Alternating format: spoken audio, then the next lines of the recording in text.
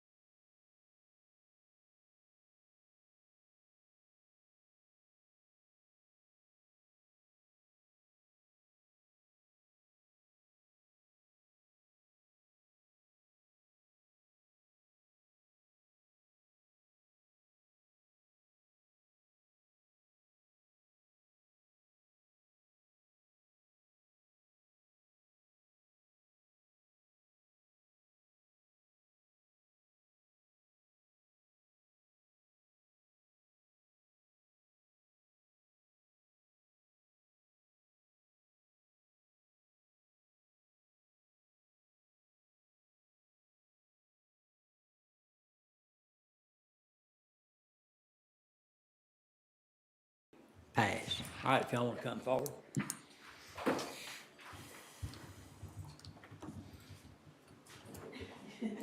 I want y'all to come right up here, just face this way. And who will be receiving that?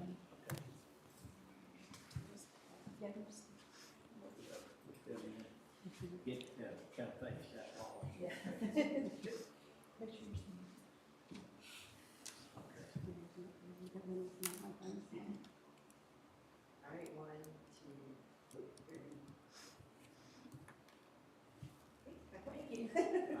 You like saying that, Corey?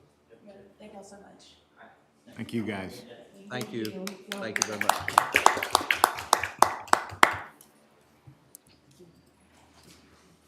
Just we are fully staffed now in Clinton County. We have been for a couple months, so we've actually been really good here. That's a blessing. It's one of the luckies. Yes. Welcomes area is. Good job at Good that. staff right now, so. Good. Take care, have a good day. Thank you. Y'all have a good day. Thank you for the work y'all do. Okay.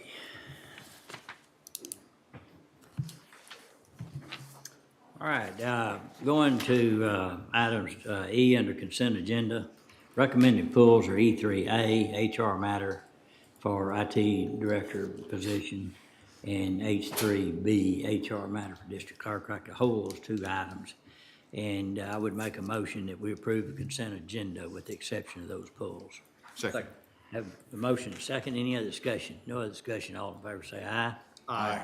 Opposed, pass. All right, Dustin? Yes, sir. If we could go to item N7, discussion and or action regarding the Tex Health Central Texas Premium Assistance Program. I believe representatives might be in court. I'd like to call on Mr. Rodriguez and Ms. Ellis Zadnick. I don't know where Jim is, but Well, come on up to the microphone. Morning. Good morning. Okay. So, Dustin, you want to explain what this is? Yes, sir. So Judge, Commissioner Jones' office had reached out to us about this program, and it helps small businesses with insurance premiums. And so with that, I believe they have a presentation to show the court this morning. Okay. Good morning. All right. One second. Here. Just started. You have really good timing. Yeah, perfect. All right. If y'all will introduce yourself, and then if you want to go over the program. sure. I'm Nora Ellis. I'm a local broker, and I bring this program to companies in the area. Okay. And I'm Jim Rodriguez. I manage the program, and I've been doing it for about 13 years now. Tell you a little bit about myself. I'm a fellow in the American College of Healthcare Executives. I've been with them for about almost 20 years now. I'm also the Senior Finance Director for the National Association of Latino Healthcare Executives. I've been in healthcare for over 40 years. I started in managed care centers. I started and run managed care centers. I developed an outpatient hospital. All this was in Ohio before I came to Texas. I was recruited to come to Texas for UTMB, University of Texas Medical Branch, because they wanted to set up this limited benefit plan for small business, low-wage employees. So I was recruited to UTMB in 2008. I set up that program, got it off the ground, got it running. We hit our capacity fairly quickly, so the people in other areas of Texas were also developing these programs. Austin brought me up to take a look at their community and their program. So I went ahead and started consulting with them, got their program up and running, and launched a limited benefit program in Austin in 2010. Then in 2013, with the Affordable Care Act, limited benefit plans were no longer permitted. So what we had to do was shut that program down. And we converted people over to the Premium Assistance Program. That's when we launched the Premium Assistance Program. So we converted everybody who was on our limited benefit program, and we put them into that program. So That's basically how it all came about. Currently, there's about 1,100 members, 120 odd companies in our program. We operate in 6 Central Texas counties, including Harris County, which is south, and we're hoping to be able to operate here in York County. Our money does not come from tax dollars. It's not general revenue that pays for our program. We get our funding through fines and penalties. What that is when an insurance company like United Healthcare, Blue Cross Blue Shield, Humana, when one of them crosses the line and they get fined, that money goes into what's called the fines, penalties, and sanctions account. And we draw down on that account, and it's managed by the Texas Department of Insurance. So they're like a grantor for us. We're the only grant they actually manage, because it's not in their purview to manage grants. What they do is they regulate. And they regulated us pretty strongly for the first several years, I can tell you that. But they've since, probably in the past 4 years, they've become very partner-oriented. They're really strong partners with us now. We've got a very good working relationship with them. A few years ago, our funding, because it is fines and penalties, you always kind of wonder, well, what if there are no fines and penalties that are collected? Mm-hmm. Well, about 4 years ago, that actually happened to us, and it wasn't that they didn't collect the money. What happened was they decided that they wanted well, they didn't decide. They recognized that the way they handed the money to us was incorrect.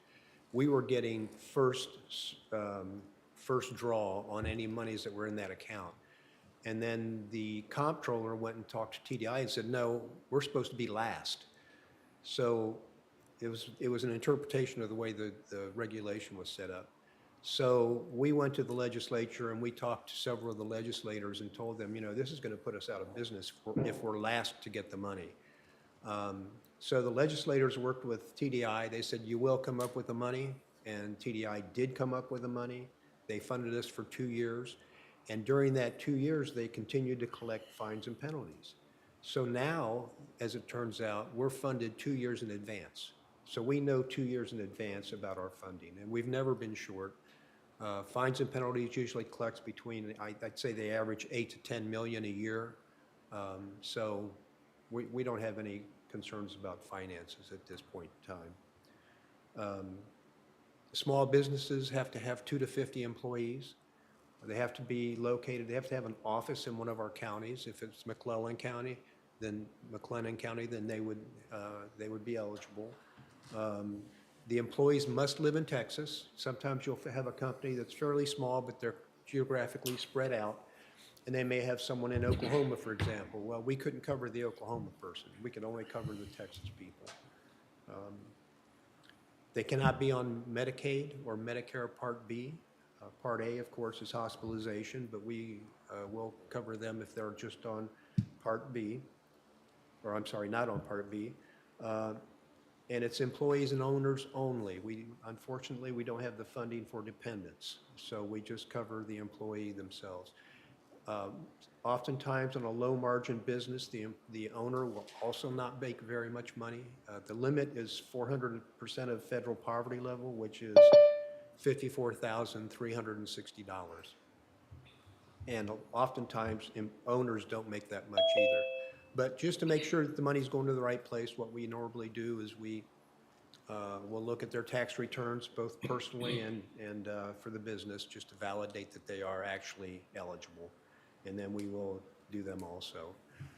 We currently have about 300 openings, and there's been a lot of turmoil in the market, as you can probably imagine. A lot of people, a lot of churn, a lot of longtime employees leaving their employers and going somewhere else where they offer better benefits or more money. So that's how we ended up with, because of COVID, we ended up with a lot of excess openings. Normally we'd run about 95%. So that's what brought us to this point. Are there any questions I can answer? Is this based off of a sliding scale for the income of the business, or does it not? No, it's just as strictly, long as long as they're under that under limit. 54.3, okay. Yeah. 50 employees or fewer. Yes, 2 to 50. And the income level is for employees, Employee only, yes. 400% of the poverty level. Yes. Okay. Now, an employee can have a spouse who works somewhere else, but we don't take that into consideration. It's not means tested. It's just strictly for that business income. On that previous slide, are all of your eligible counties listed? Is that just a sampling on, is that slide right there, that 2, second 3, bullet 4, point, 5, is that 6. all of the counties, or is that just a sampling of your counties? Those are all the counties that we cover. So, Okay, go ahead, I'm sorry. yeah, so the business has to be in one of those counties. And so you're limited then countywide. Geographically. That's a geographic limitation as opposed to, you're worried about expanding out too many counties because the money wouldn't be available then. Isn't that also true? Yes. So you're looking at county sizes, basically. And we Yeah. fit that demographic. Yes, we would actually like for there to be no restrictions on us, that we could operate in any county in Texas because there's such a need. But, you know, the money is limited. Right. However, if we get a waiting list, we go back to the legislature, which we did 2 sessions ago, and they gave us a 50% increase because our waiting list was so long. So, I mean, it makes sense to me to try and get as many people lined up as we can. And because of the churn, it's amazing how many people are coming in and going off. I mean, we're seeing a lot of that going on, so. So although you don't have McLennan County listed, our employers are eligible for this program? Who? McLennan. Yes. Okay, I just noticed we weren't on that list. Well, if you approve it. Okay, then we Yeah. become a part of that list. Okay. It's, Okay. no obligation to the county, just asking for an endorsement. Okay, no, I just was wondering, that's why my first Yeah, question I agree. was, the eligible counties, were they on that list, or was that just a sampling? I was trying to get a clarification, because I didn't see McLennan County on there. Okay.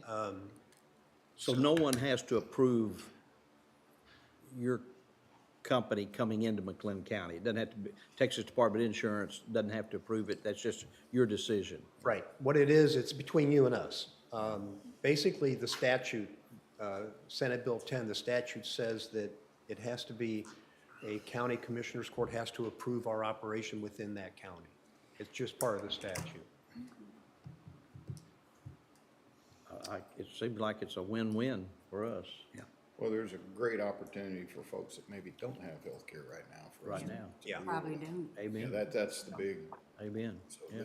I utilize this program quite often, and it's the jump between employees being able to afford that healthcare and it not. And so, and we're constantly with new groups.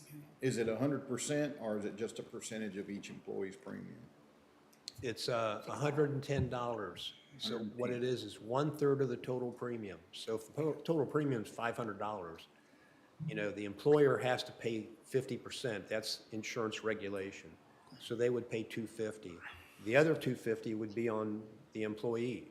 We come in and pay $110, so that reduces it down to what, $140? yeah. $70 a paycheck. So that's affordable. Now it's becoming affordable. Okay, the request here is to ask for an endorsement or support from the county. What's the pleasure of the court? Make a motion to endorse the Tex, should have been ready for this, the Tex Health Central Texas Premium Assistance Program. Second. Okay, we have a motion, second, any other discussion? And Judge, if I could real quick, I just wanted to point out Suzanne has called other counties and business recipients and received favorable feedback as well. Okay, thank you. All right, all in favor say aye. Aye. Opposed? Pass. Thank y'all. Thank you very much. Appreciate it. Thank y'all. Sorry I was late. That's all right. You were right on time. On the money. Thank you. Late would be tomorrow. Yeah. I'm Okay, in touch with Suzanne if she has any questions. Okay, thank you. okay, Dustin. If we go to item N3, discussion and or action regarding the Law Library Committee recommendations, I'd like to call on Josh Borderood. Morning, Josh.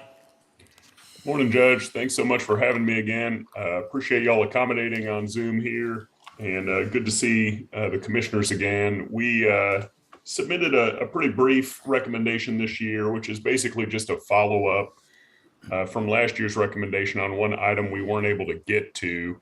which is getting some nice framed kind of decorative items for the law library. We're working with the Texas Collection, which y'all may know has the Gildersleeve collection of historical photographs of Waco, McLennan County. We've our committee and studio gallery and Texas Collection have identified some really nice, a little more rare, but images of the courthouse and the courthouse square that we think will make nice additions to kind of completing out the look of the law library. We've this last year got some nicer bookshelves in there to match the furniture. And just as a historical kind of catch up, I think everybody remembers moving the law library from the 4th floor of the courthouse. Used to be the old balcony of the 54th back in the day. It was converted to a law library, and that is now, my understanding is, either one of the courts of law or the specialty court up there on the 4th floor. And so we've moved down to the basement of the annex where there is a conference room. There are 3 computer terminals. There's another table, and there are some physical resources, but also most of the resources are digital or online resources for what we call pro se or self-represented litigants and lawyers making use of the law library. So what we're asking for is up to $2,000 in law library funds for the 3 framed items that we're requesting. And that's just a continuation of last year's request, upping it about $500, but to come strictly out of the law library budget, which my understanding has significant funds in it, and should easily cover this. Right. Well, I think I would move that we approve this, and I want to make a comment that I really appreciate all the folks that's worked hard to work on the transition of law library and working very closely with us, and we appreciate that relationship so much. And so I'd make a motion we approve this. Second. Have a motion and a second. Any other discussion? No other discussion. All in favor say aye. Aye. Oppose? Pass. Thank you, sir. Thank you, Josh. Thank you, Judge. It's been a pleasure working with the commissioners, Dustin Chapman and Cody Miles on this. Thank you. All right, thank you. All right. All right, Judge, we could go to item N8, discussion and/or action on order regulating certain fireworks in the unincorporated areas of the county. All right. Under the local government code, the court can adopt an order regulating certain fireworks. These are the ones known as skyrockets with sticks or sticks with fins. We're in that July 4th holiday period. We must adopt this order before June 15th. And if we do want to approve an order, it can be to either prohibit or restrict the certain fireworks. I think the recommendation from Elizabeth, and she's on, so she can correct me if I'm wrong, would be to prohibit those skyrockets with sticks or sticks with fins. And then we also have to list an expiration date. It will either expire on the date the Texas Forest Service determines drought conditions no longer exist in the county, or we can insert a date on or after July 4th. And this period runs through midnight on July 4th, so I think that would be a good time to have that termination. Elizabeth, you have anything to add to that? No, I do recommend the restriction of fireworks this year. Most of McLennan County is in drought 2 conditions. Parts of our Western County and McGregor and Crawford are in drought 3 and drought 4. So we are in a major drought. Our KDVI is up to 458 as an average. So we are not looking good. There's a danger for any kind of fires or wildfires starting with fireworks. So if there's anything we can do to prevent that, that would be my recommendation to move forward with that restriction for this year. You know, although we've had some showers recently, if you've looked at the 10-day forecast of over 100 degrees and higher, with some wind on some days being windy, that it will not take very long for it to turn around and look completely different than it does today. So, any questions? So let me get it straight. What we're considering doing is restricting the use of fireworks defined as skyrockets with sticks, and that the restriction or limitation end at midnight on July the 4th. Is that correct? Yes, sir. That'd be my motion. All right, is there a second? Second. Any other discussion? No other discussion, call for a vote. Commissioner Smith, Aye. Commissioner Miller, Aye. Judge Bolton, Aye. Commissioner Perry. Aye. Pass. All right, thank you. Thank you, Elizabeth. Yes, sir. All right. I see Francis on, so if we can move back to item F, budget amendments. F1's regarding the FY22 budget. Francis? Thank you. Good morning. Can y'all hear me okay? Yes, good morning. Good morning. We have quite a list of budget amendments for the current year, so I will get started with F1A. So F1A is general fund for 414th District Court, and they are requesting to move within their department into supplies and furniture and equipment. F1B1, this starts three that are all linked to Fund 401, the Permanent Improvement Fund. First being that F1B1, this is permanent improvement, requesting the request is to increase the line item for building modifications at the Highway 6 jail. And this is in relation to replacing some steel on walls. F1B2, also permanent improvement. The request is to increase the line item for building modifications at the maintenance of buildings facility or office. And this is to cover materials as well as installation of some safety glass and flooring. F1B3, then Fund 401 as well. This is a request to just alter some lines within that fund. We're moving a piece of the budget for the JP4 building modifications into the JP3 building modifications. F1C1, this is in the 2021 bond proceeds fund where those are held. The request is to increase the line item for mold remediation at the juvenile center. And then F1C2, also 2021 bond proceeds. On May the 3rd, you approved a microwave proposal for the tower projects. So this budget amendment covers the spread of those funds to this specific locations. It also includes an additional amount for an item that's on the agenda today in relation to the Road and Bridge 4 tower. F1C3, again, 2021 bond proceeds.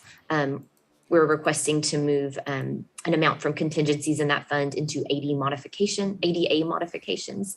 And this will cover the listing of the last CP&Y invoices that have been approved.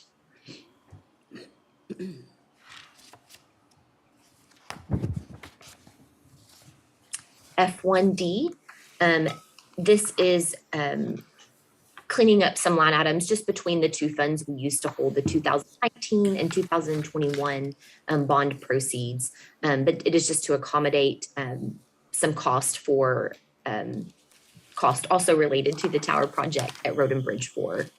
And it's just moving in between those two funds.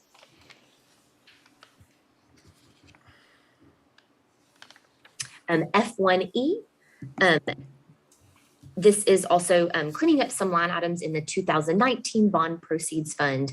There are two projects that have reached completion, those being ADA modifications at the JP2 building, as well as Spiegelville Road. So what we're doing is moving budget that was remaining in those line items and moving it into line items that either need it or putting money back into contingencies. So you'll see there at the top, a small amount going back into contingencies, but then amounts needed in the tower project line for precinct 4 and then Chapel Road.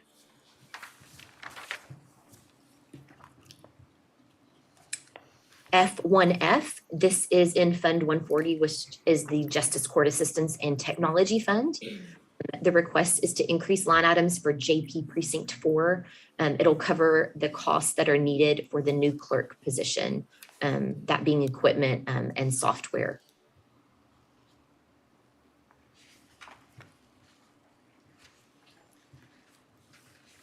F1G, this is general fund.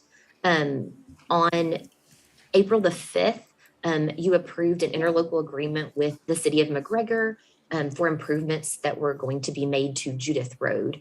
So this budget amendment allows the expense to begin. So we've just moved half of what the max agreement was. That we've moved 250,000, and we are moving from the infrastructure line in that same department, which is the countywide road and bridge. F1H, this is general fund, Constable Precinct 4. Due to the fact that they are expanding their space, modifying the space in that facility, they have a need for additional furniture and equipment, as well as a security camera. They are able to accommodate a portion of the request from within their department, but then they're requesting for the remainder of the from contingencies in general fund. F1I, this is general fund, the countywide department.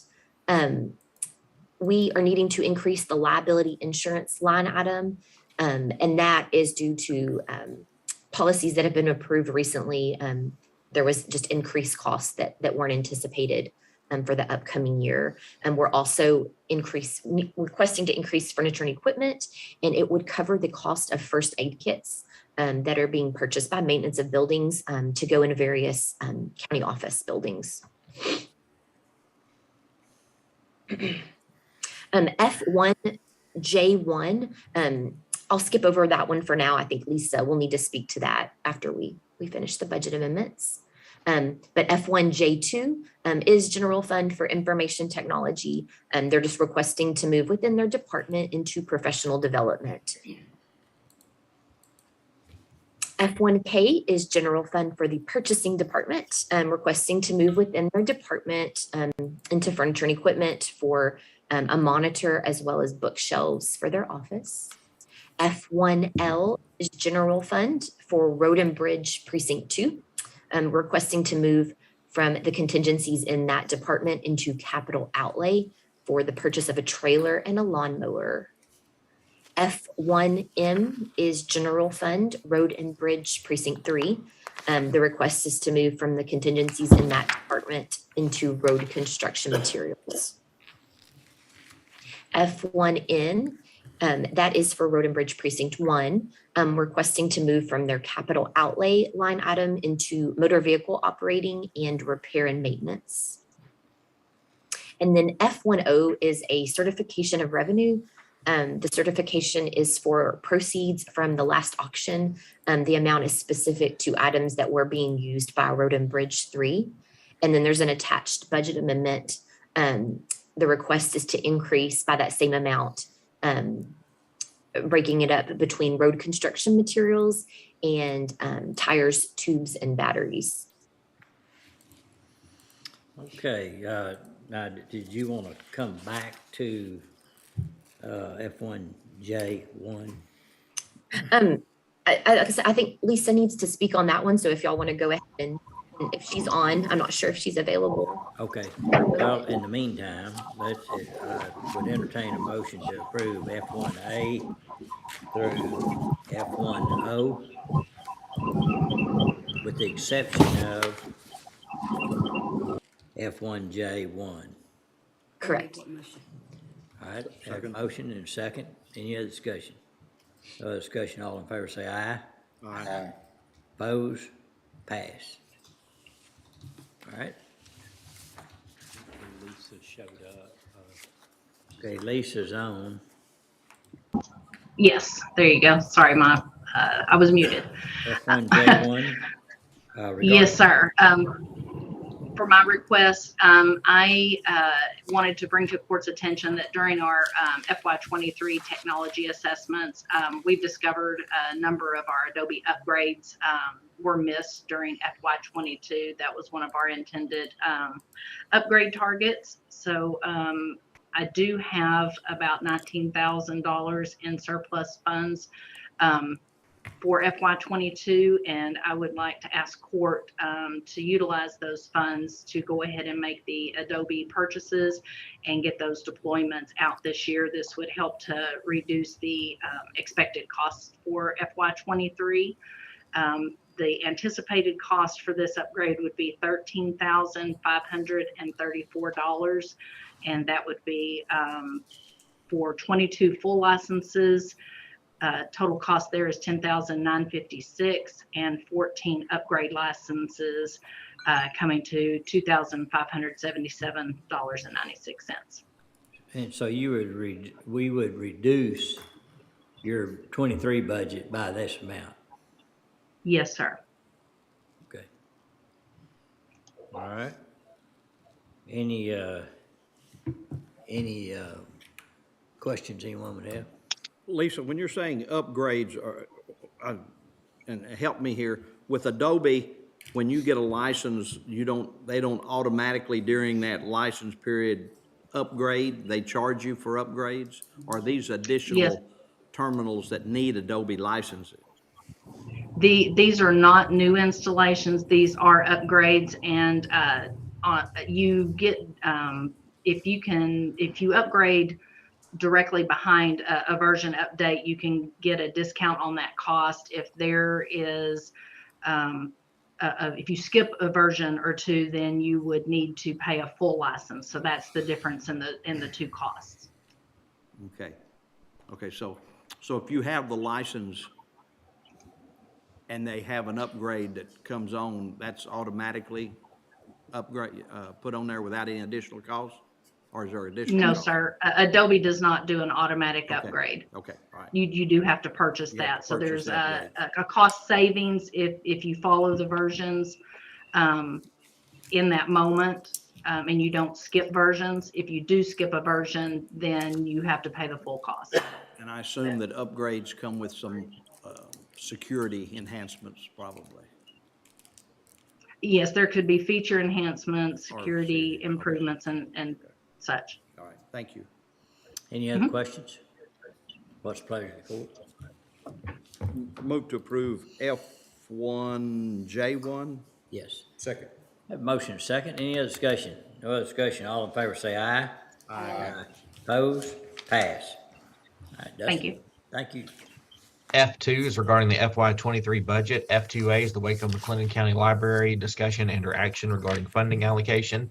I've visited with Ryan Holt and SE Day again. They're going to come back on June 21st and kind of give a more in-depth presentation on the services the library provides and how things have changed over the years with those services. So no action needed on this today, but Judge, I guess we can defer it.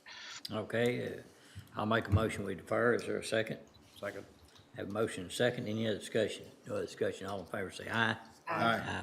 Opposed? Pass. Under item G, bids, RFPs, RFQs, G1 is discussion and or action on bid 22-009 roadside cleaning assistance. Ken? Yes, sir. I did this one a little bit different. I didn't just write out a recommendation to come to court. We received one response on our bid for the roadside cleaning assistance from All Around Maintenance. I wanted to, I know it said for Dustin and Cinnamon, but I'm here, so. Okay.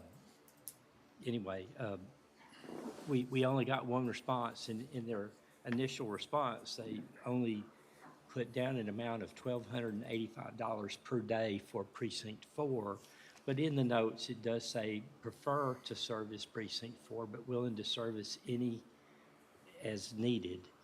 And so we had all 4 down. And so with a little bit more explanation, I asked them to send something and said, we plan on having 3-man crew to take care of the scope of work required in this solicitation. We will supply our team with a dependable 3/4-ton truck, 20-foot tandem axle trailer, and all the necessary safety equipment and supplies they would need to complete the work in a timely and professional manner. We bid on just Precinct 4, but we would be happy to share our time and other precincts as needed. And with time, if this work continues, I will be willing to add extra crews to take on all 4 precincts. So they just really want to just get started with 1 crew. And so I really came to kind of discuss this and say, with 1 crew, and I got 4 precincts, and it's kind of like, how would you like to divide that up?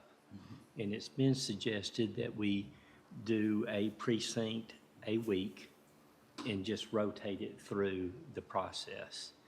And I didn't know what you thought about that. And so, I didn't just come out and make a recommendation. We only have 1 response.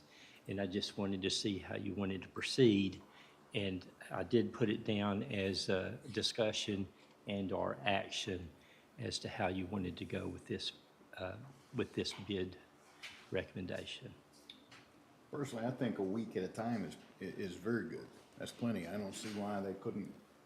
They're gonna be assisted with our crews telling them where we have hot spots and problems. Yes. So the week at a time in each precinct, I think works out wonderfully.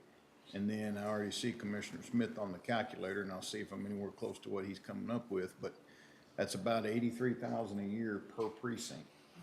That's right? Yeah, that's which our MacPups are running us 54, 55, maybe more than that, quite honestly. Salary on that deputy. And I will share with you that just my thoughts before I even got started, that was in the ballpark of what I was actually thinking all along without coming out and saying it. I actually visited with TJ on what his thoughts were before starting, and TJ and I both came up with about the same thing.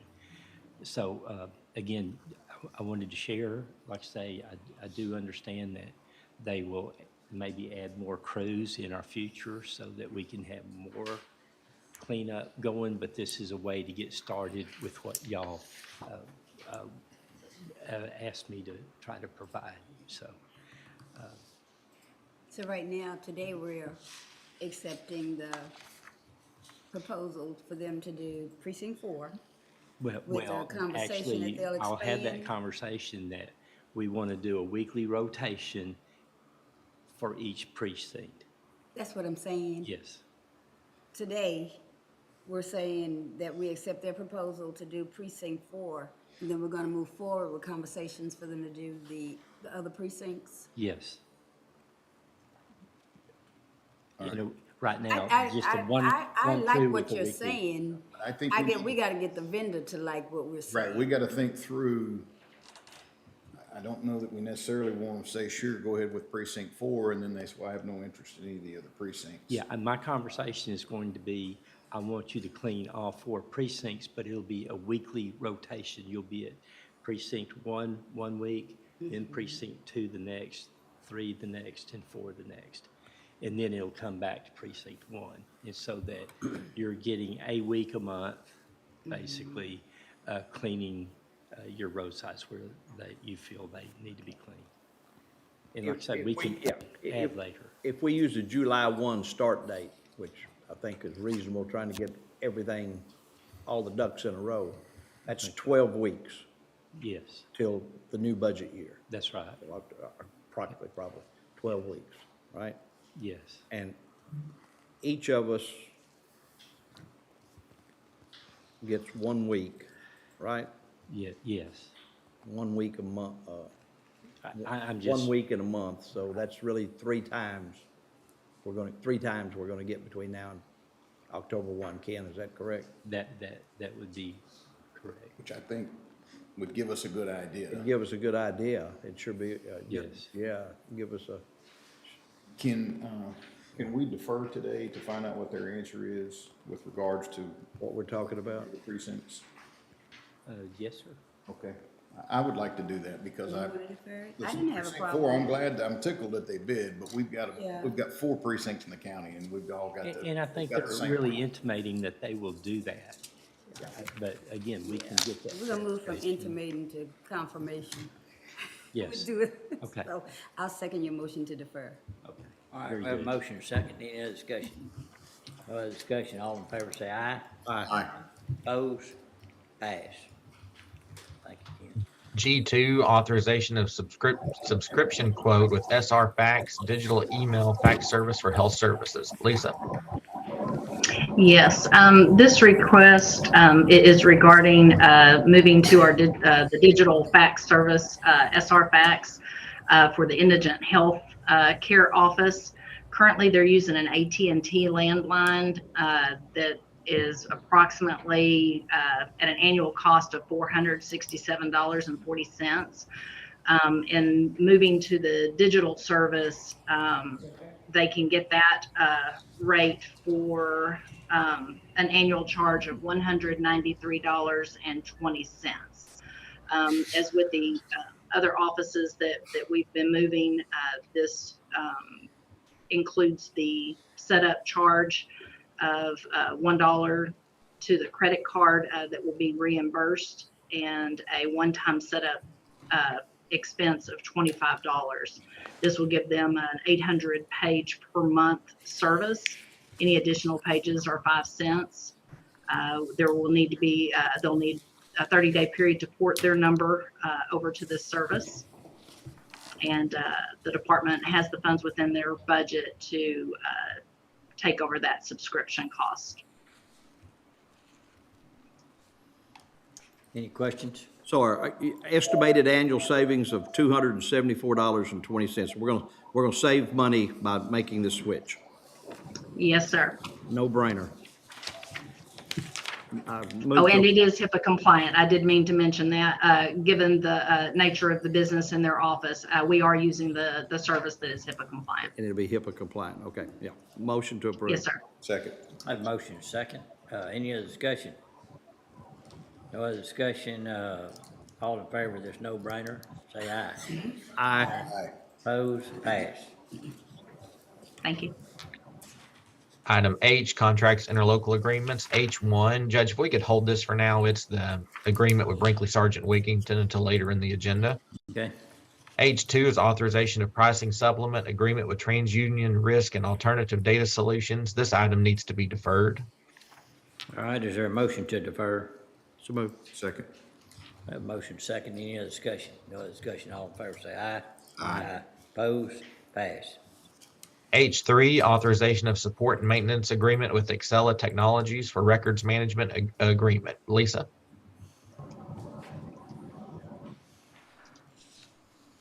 Yes, sir. I guess I should have left that on. So this is the third and final annual renewal for this service that is used by our archives office.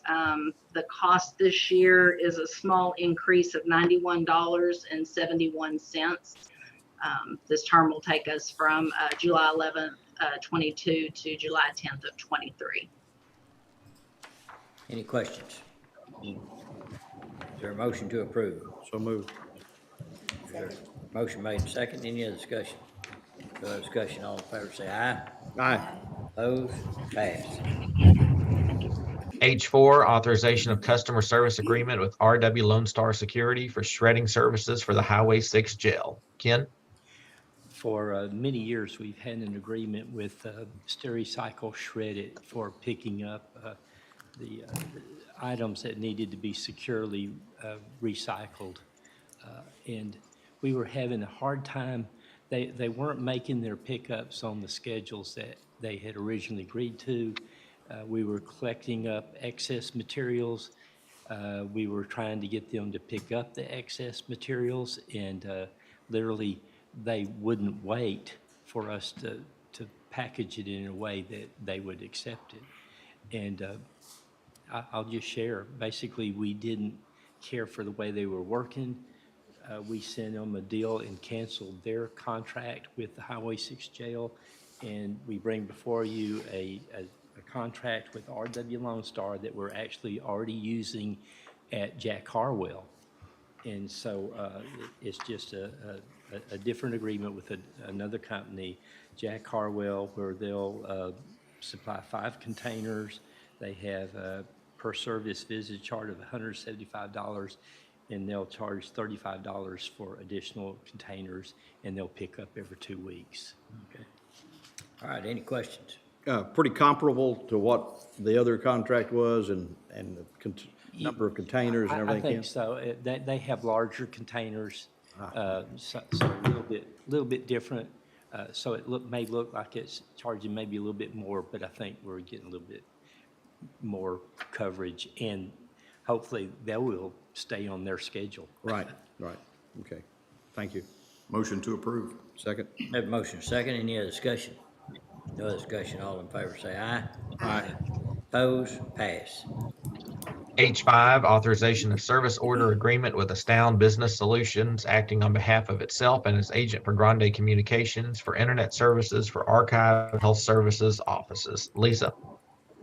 Yes, this request is to change internet providers in the archives building, which would, it provides services for both indigent healthcare and archive staff.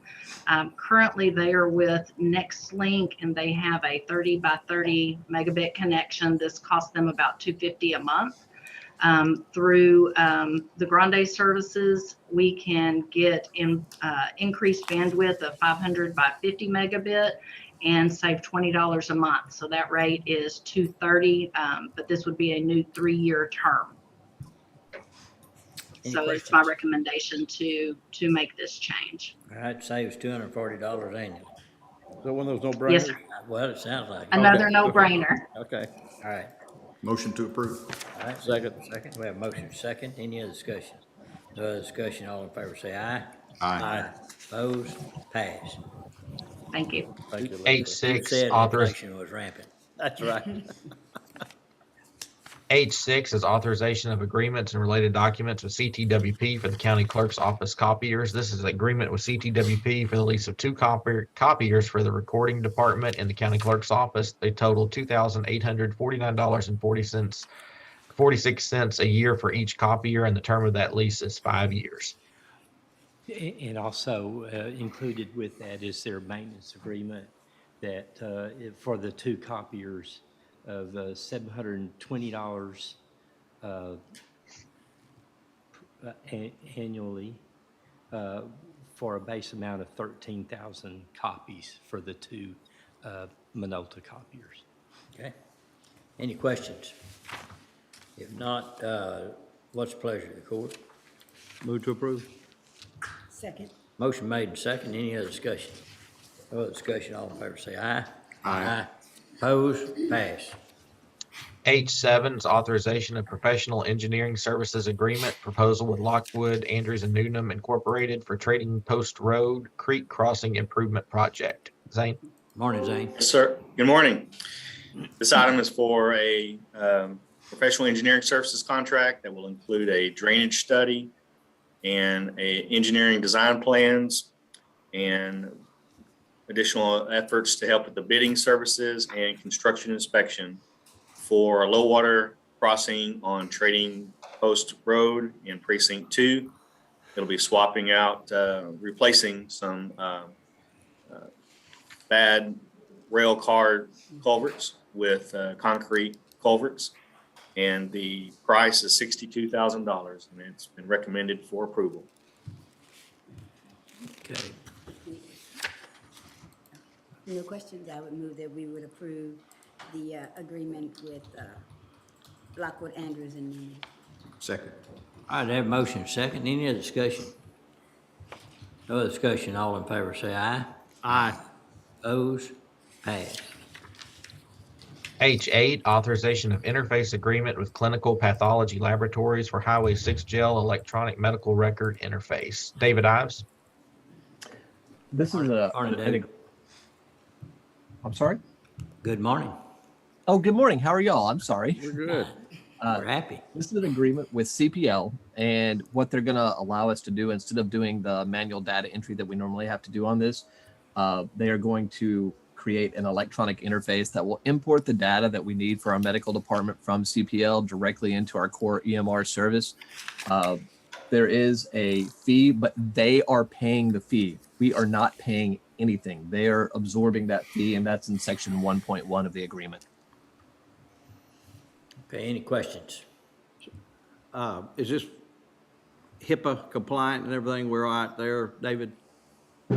It is, and on top of it, it reduces the amount of labor our employees have to spend on manually entering this data. And of course, it's always going to reduce errors. Anytime you have manual data entry, you're always going to have a higher occurrence of errors. So it makes the data more accurate that's coming into our system as well. Move to approve. Second. All right, a motion second, any other discussion? No other discussion, all in favor say aye. Aye. Opposed? Pass. H9, authorization of preventative maintenance inspection agreement with Cummins Allison for a tax office copier. Ken? Yes, a little while back, the tax office purchased a JetScan 4062 ES copier. We had a misunderstanding on the maintenance agreement. We now have the maintenance agreement before the court. It's for $428 per year. They have other copiers. Again, it just was a little confusion on this maintenance agreement. So, okay, any questions? No. Ken, I would say, looking at the contract, I noticed it also, what I like about a lot of maintenance agreements, all they do is come in and clean it at the start of the year, and then you're stuck if something happens. But looking at the contract, they're actually taking care of problems if they occur during the contract year. They'll replace parts or whatever needs to be done. So I Yes, like sir. that type of maintenance agreement. Thank you. I move to approve. Second. All right, have a motion second, any other discussion? No other discussion, all in favor say aye. Aye. Opposed? Pass. Under item I, Waco McLennan County Economic Development Corporation. I1 is authorization of program project agreement with Magnolia LLC. This is an agreement for Magnolia to relocate its corporate headquarters to the old Tribune Herald headquarters on Franklin. In it, Magnolia agrees to expend no less than $13,600,000 in personal and/or real property improvements at the facility. And they also make commitments to create, fill, and retain at least 75 new jobs that are WIMDEC eligible. And through this, WIMDEC will be providing funds in the amount of $1,250,000. And just to be clear, we have not done any incentive programs with them prior to this, is that correct? That is correct. All right. What's the pleasure of the court? Are there any questions? I'll make a motion we approve. Is there a second? Second. Motion made and second. Any other discussion? No other discussion. All in favor say aye. Aye. Opposed? Pass. Thank you. Under item J, capital improvement and maintenance and construction projects. J1's regarding the Mart Water Project street repair agreement with the City of Mart, authorization of third and final payment request. I know Zane has been monitoring those roads and there has been progress, but I don't believe they are completed yet. So I think the recommendation would be to defer this again. That would be my motion. All right, there's a motion to defer. Is there a second? Second. Motion made and second. Any other discussion? No other discussion. All in favor say aye. Aye. Opposed? Pass. J2 regarding capital improvement projects for the Cameron Park Zoo, agreement with City of Waco, authorization of invoice for the Education Center and Veterinary Hospital and Hoofstock Barn. Court remembers back in September of 2019, we approved an agreement with the City of Waco for the design, construction, and operation of these new facilities.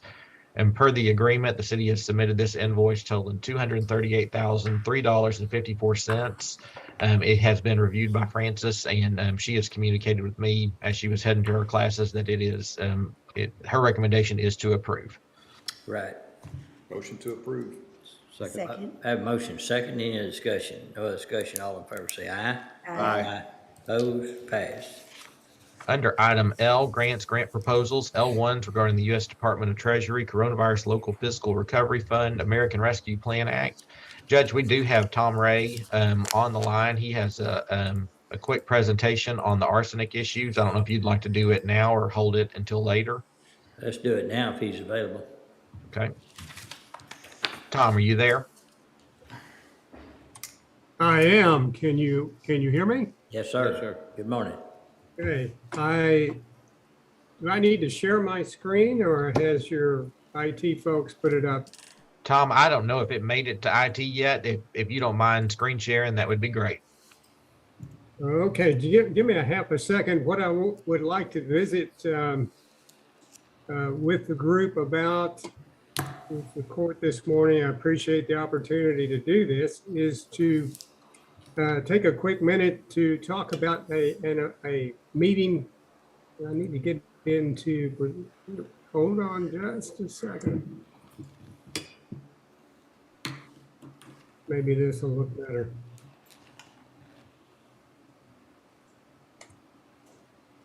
Ah, there we go, maybe. All right. Wanted to visit with you about a meeting that's up on Thursday with all of the arsenic impacted systems within McLennan County. They have been invited to this meeting. The judge is going to host the meeting, provide the introductory comments, and inform these systems of the ARPA funding that the court is considering making available.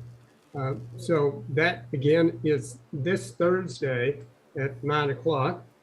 Here are the systems. These are either representatives from individual systems.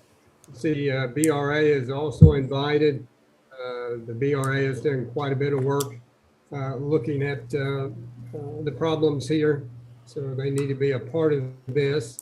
But these are the systems that have been invited from.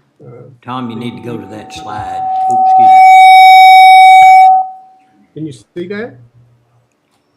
Tom, it's not advancing. It's not advancing to the second slide. Why isn't it advancing? Click on it. What?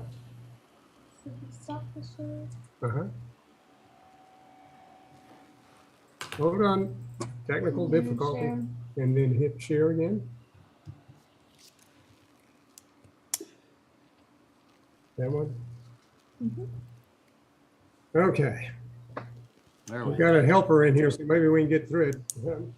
Anyway, these are the systems that have been invited, the individuals, and we're hearing back. There should be a good group on Thursday. Did that change? Do you see, see that slide?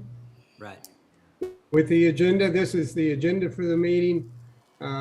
We sent out last week and reviewed with the judge a questionnaire to get more information on these systems needed to understand how they would use the ARPA funds, and also any information that they have on other available funds. I attended the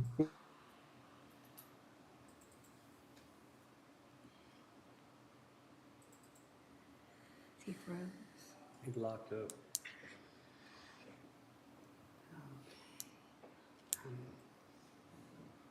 Tom, you there?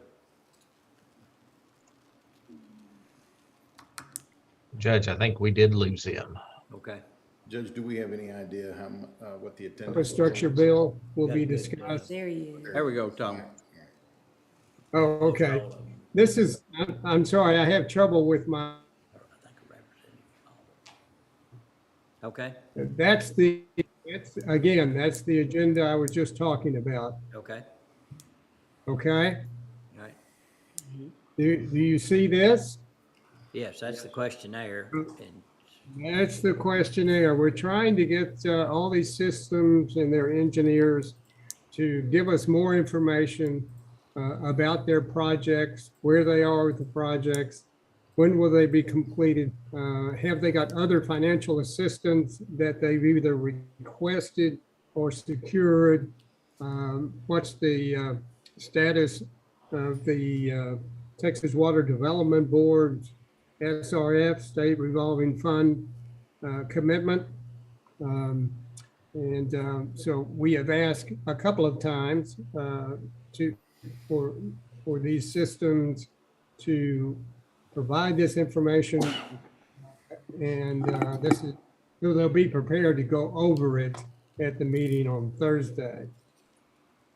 So that's our agenda and the questionnaire and the information that we hope to obtain on these systems. Again, we're looking at 44% of the county's ARPA funds to support the arsenic impacts that are a direct result from a mandate by the federal government on the level of arsenic in drinking water systems. Right. Yeah, basically, we'll have the representatives, and then some of them may have their engineers with them. We've encouraged that, but primarily pitch out that the court has considered calculation of 44% of the 10 million allocated towards the water projects, for 44 or 4.4 million of it to go towards arsenic remediation and to be in compliance, and the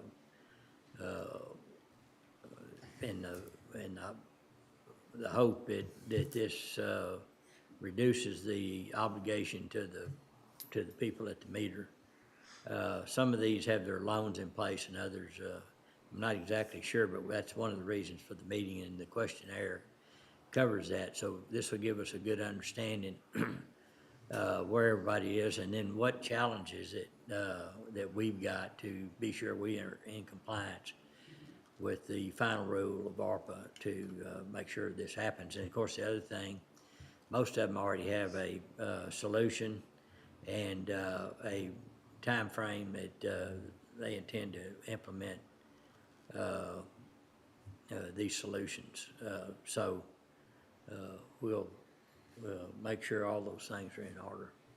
And then once we get all the questions answered and we have a solution, that then we'll bring it back to court for our court to see and understand where we'll be going with this. So any questions anyone have for Tom or myself? Judge, I would say, and I recognize Rome wasn't built in a day, but if some of these projects are project-ready, funding in place, and all they're needing is our support, I hope we can find that out from this meeting and move to get that money in their hand, and the arsenic problem be mitigated and taken care of. So the sooner the better. Well, I know that some of the water systems already, they've got the design, everything, and they've even got the underwriting of Water Development Board, see that they think their project is good and will fix the problem. And then really appreciate Brazos River Authority being a part of this with us. Then, we invited, like City of Mart, that does not have an arsenic issue directly, but they may be part of the solution to some of this as well, because they can. Water treatment. Yeah, they've got a water treatment plant that's underutilized. So, and they've got a desire to be a part of it too. So, all right. Yes, sir. Any questions? Thank you, Tom. Thank you, Tom. Thank you, Judge. Thank you, Commissioners. Appreciate your time. All right. Just a comment, I just think it's a good step in moving us forward. Yes. Yeah. All right, Dustin. All right. Item L1A1 is discussion and/or action on ARPA funding request and/or related agreements. L1A1 Central Texas Industrial Training Center. We've been gathering required info from TSTC. We think Mike has been drafting an agreement. Think it's just about ready to go to BKD for its review. So our recommendation is to keep this deferred at this time. Okay, I'll make a motion. We defer. Second. Is there a second? That motion, did you say? Second, yes, sir. We have a motion, second. Any other discussion? No other discussion. All in favor say aye. Aye. Oppose? Pass. Thank you. L1B regarding the professional consulting contract with Lockwood Andrews and Newnham Incorporated, authorization of professional services invoice number 6. This is invoice from Land totaling $5,653.53 for their services through May 13th. Okay, any questions about that? What's the pleasure of the court? Motion to approve. Second. We have a motion second. Any other discussion? No other discussion. All in favor say aye. Aye. Oppose? Pass. L1C regarding the professional services agreement with BKD LLP, authorization of grant administration services invoice through April. This invoice totals $1,700 for grant administration services through April the 30th, and it is recommended for approval. Okay, any questions? When did the application deadline close? Dustin, what was our date? Commissioner, I think it was March 31st. March 31st. Okay, so in reality, BKD should have reviewed all applications that have been made, correctly? Well, we did hold some of the ones, the last round of nonprofits that came in, that's when the court was focusing on the water infrastructure. And so we didn't want to unnecessarily increase any expenses with BKD. And so there are some of those that we've made them aware of, but that we have held on for those would be ones that would likely be a pretty quick review anyway. But there are some of those that they have not reviewed yet. Okay, so this $1,700 then is for reviewing applications that were received prior to March 31st? It could take some in through April. We've had questions for Danny Martinez during that time about the TSTC project and about some others. And so that's probably where the bulk of this time That's where it came was. from. Okay, that explains it. Okay, thank you, sir. Yes, sir. Any other questions on L1C? Is there a motion to approve? So moved. Second. Motion second, any other discussion? No other discussion, all in favor say aye. Aye. Opposed, pass. L2s regarding the bipartisan infrastructure law, discussion and or action on funding guidelines, opportunities. And Judge, I don't believe we have any update this week. All right, no action needed. I think no action is fine. Okay, Can I ask a question? I have a question. I know we're working on L2. Maybe this question is most appropriate for Dustin. I guess I'm just trying to figure out, are we needing more people around the table to look at this, to even see if this is a viable path forward? I guess, I keep seeing it on the agenda, and it looks like it's a really great idea. So I guess I'm asking, kind of like, where are we with it, and maybe what is needed to push the process? Dustin, could I handle this one? Sure. Okay. Commissioner, probably what we need to do next is get us a grant administrator, because this infrastructure grant program is very confusing, very technical. There's some grants that you can qualify for just because of your population or other things. And there's some grants that are competitive, meaning you have to be worse off than somebody else. So we really and truly need to get a grant administrator on as soon as possible.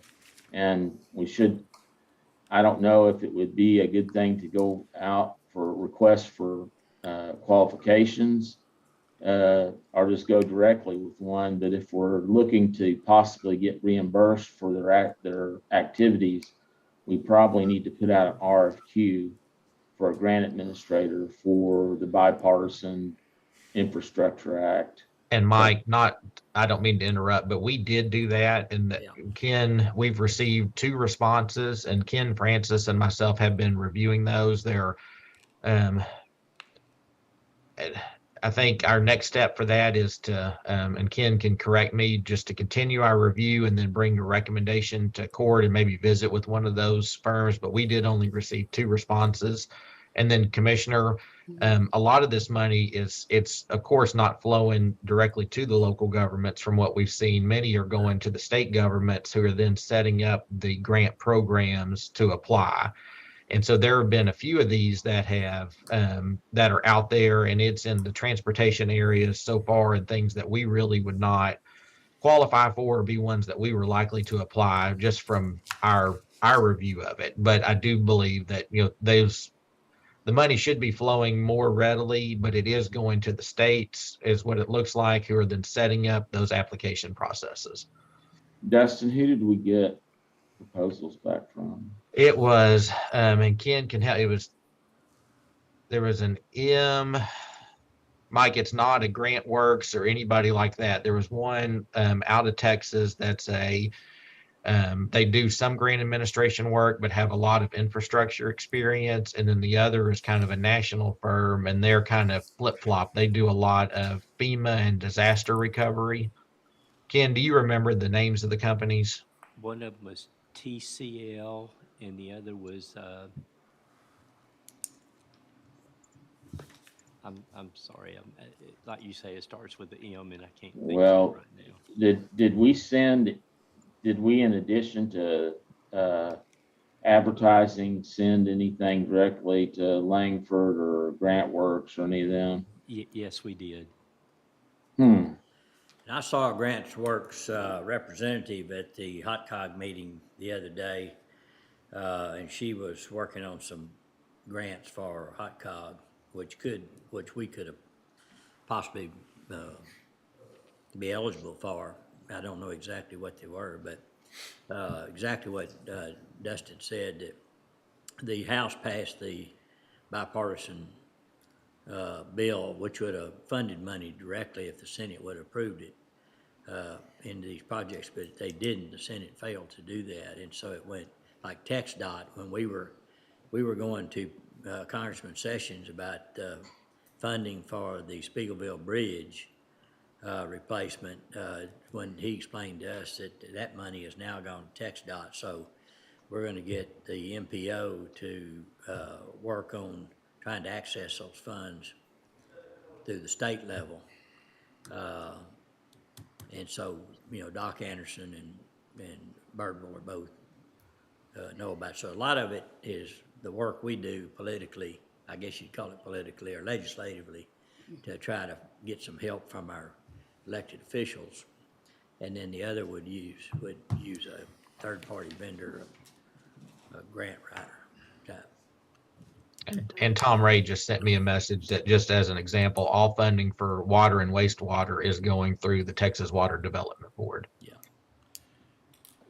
Has anyone spoken directly with GrantWorks or any of those people and asked them if this is something they would be interested in, or? Well, we sent them. I know we sent them, but I mean, have we followed up and asked why they weren't?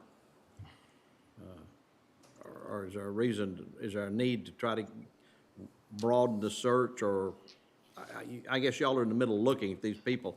The two that you've received, Dustin, are preliminarily, do they look like reputable, that would be something we'd be comfortable with working with, or? They do look like reputable firms. It's just really, one of them appeared to have a really deep grant bench or a grant team, how you want to say it, and the other was more geared towards infrastructure type. So neither one, appeared just kind of on the surface to be a great fit. But then as you start digging into them, you start thinking, well, the one that might not have as deep as a grant bench, they have a lot of infrastructure experience, and this is mainly an infrastructure bill. And so maybe that ends up being a good fit for us. And my concern, Commissioner, I hear where you're coming from, but if they don't have time to respond to this, and we pursue them and they say, okay, we'll do it, then how do we know they're gonna be timely and get the work done? Yeah, that's true.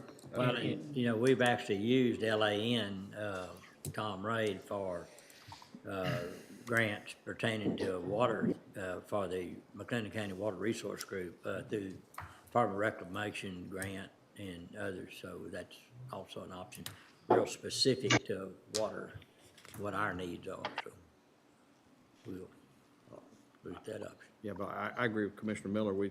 A third-party vendor, somebody who's been down the road before is the way to go. So. Yeah. And Commissioner, let me just share, when we're still in the middle of a proposal, trying to evaluate what we got, I generally don't go asking the others why they didn't respond. Yeah, absolutely. But the two respondees were MCL Recovery out of Florida, and then TLC Engineering out of Houston. That's the two. TLC and MCL? Yes. So I kind of had the. You sound like an orthopedic guy talking. Yes. Yeah. That's what I was thinking.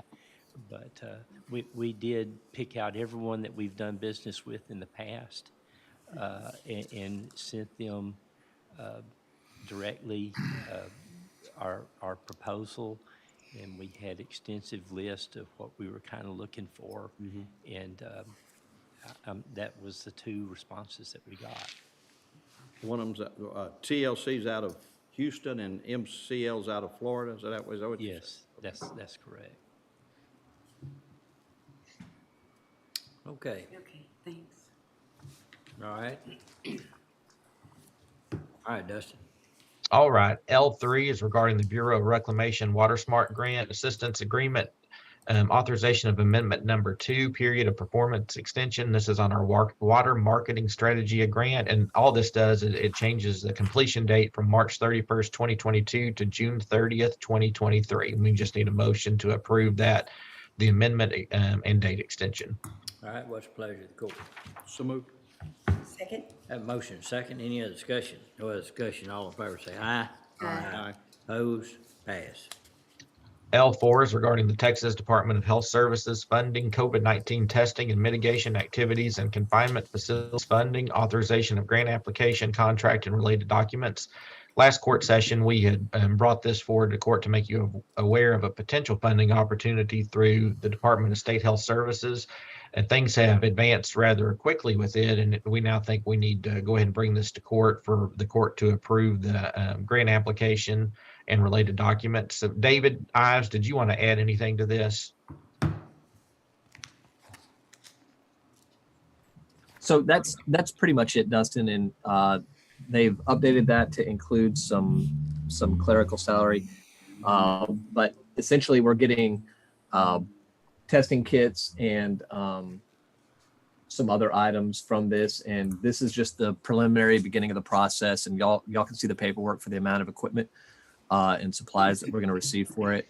And we're just asking for y'all's approval to submit this. This is new to us. We don't even know if this is the official or just the introductory application to see if we would even qualify. But we just want to advise the court of this before we make any determination in submitting this paperwork.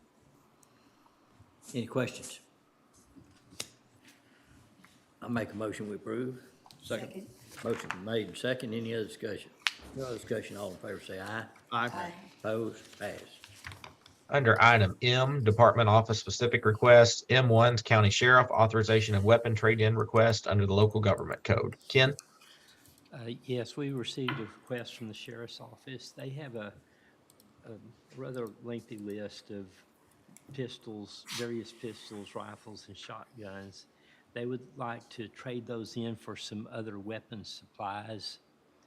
The trade-in is estimated at $9,000.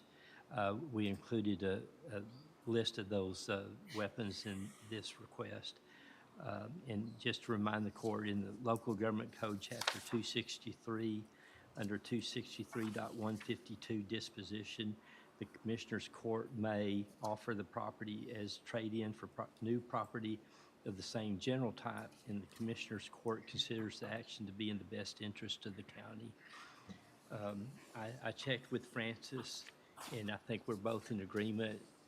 We're trading in weapons, and we're getting parts that go on weapons, that it would be in the same general type of material. So we bring this to the Commissioner's Court for your consideration. Okay, any questions?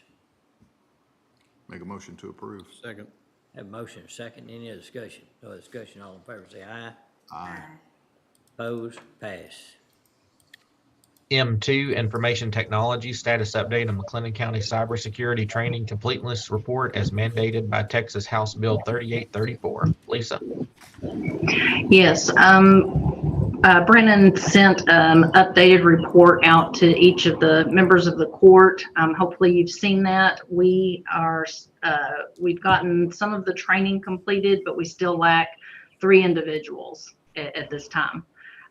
2 offices of which have not contacted the IT office.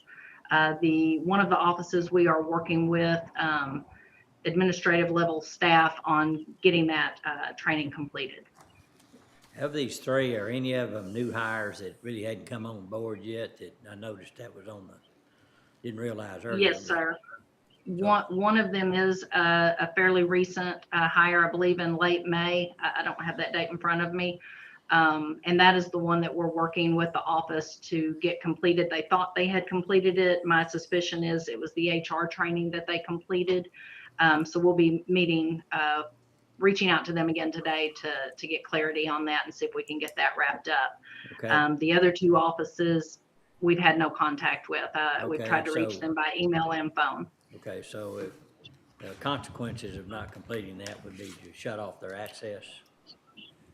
Yes, sir. Okay, That would be recommended. so is that a court action or is that a state designated action? Dustin, do you know? I don't think that's a state designation. I think they leave that up to us how to manage that. That's correct. I believe it would be, Commissioner's Court would give that authority to, or it's probably an understood authority as the IT director's role to be able to terminate that access or suspend it, rather. Okay. All right. Well, so I guess, next Commissioners Court meeting, any updates on that, let us know. And then when it comes to the point of, court needing to make a decision, give us a little heads up so we'll have it on. Okay, I believe our next court meeting is going to be the 21st. Is that correct? Yes, ma'am. Okay, and our deadline for entering this is going to be June 14th. So next Tuesday is the deadline for getting this training completed. That's our deadline, right? No, that is the state's State deadline. mandated. Okay. Lisa, what are the two offices that are the office that's not responding at all? We have Constable Precinct 3 and County Court at Law number 2.